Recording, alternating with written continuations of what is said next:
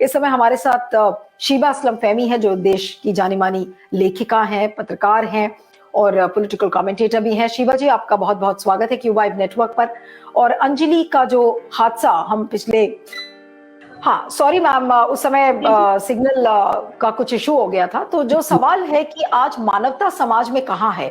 आज अंजलि का character assassination, उसकी दोस्ती कर रही है कि देखिए वो नशे में थी, वो उसकी मौत हो चुकी है, लेकिन निधि के कैरेक्टर के बारे में भी आज लोग चर्चा कर रहे हैं कि आखिर उसे नींद कैसे आई उस रात, कि उसने पुलिस में रिपोर्ट नहीं लिखवाई, उसने किसी से बताया नहीं और वो चुपचाप जाके सो गई।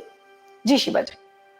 शुक्रिया नीलू जी। बहुत पहलू हैं और इसमें हम अपने समाज को समझ सकते हैं इस एक घटना से कि किस किस स्तर पे हमारा ह्रास हुआ है। हम एक डाउनवर्ड स्पाइरल में हम चले गए हैं एक समाज के तौर पे, और नैतिकता हो, चाहे इंसानियत हो, चाहे एक शिष्टाचार हो, इन सब को लेकर के हमारे रवैये बहुत ही ज्यादा उद्दंड हो चुके हैं।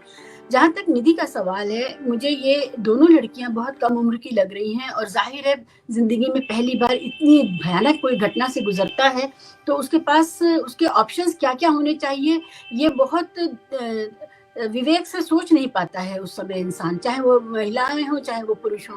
देखिए, और लड़कियां तो वैसे भी एक्सपोजर उनको कम मिला होता है और वो डर जाती हैं क्योंकि उनको एक समाज क्या कहेगा का जो बोध है उनके मन में वो भी रहता है।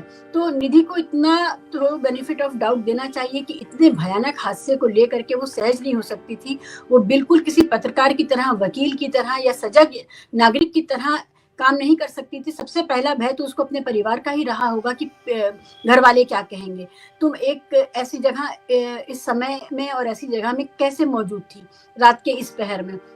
तो ये सारी चीजें हैं, एक युवा महिला होने के नाते इतना बेनिफिट ऑफ डाउट जरूर देना चाहिए। दूसरी बात ये है कि आज जो टेक्नोलॉजी है उससे हम पता लगा सकते हैं कि निधि ने और अंजलि ने लास्ट बातचीत किन लोगों से की है फोन पर।